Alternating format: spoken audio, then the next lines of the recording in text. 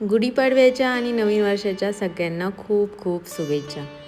आणि नवीन वर्ष असलं तर घरात एक वेगळंच वातावरण असतं आणि त्यातला पहिलाच दिवस तर मला खूप छान वाटत होतं त्याचमुळं.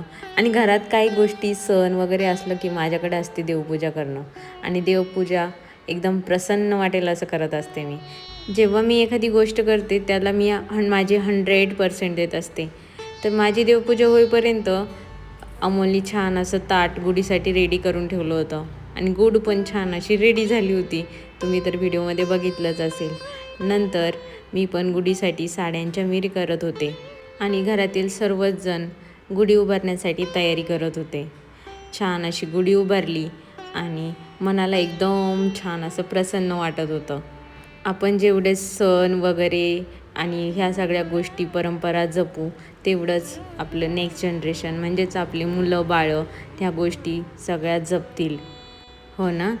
गुढी उभारून झाली आणि लगेच सर्वांनी पूजा पण केली. माझा आजचा दिवस किती कठीण गेला आहे आणि कसं मी सगळं मॅनेज केलं आहे हे बघण्यासाठी मोठा ब्लॉग दिलेला आहे. खाली दिलेली लिंकवर क्लिक करून तुम्ही बघू शकता. तर भेटूया नेक्स्ट व्हिडिओमध्ये. तोपर्यंत बाय बाय.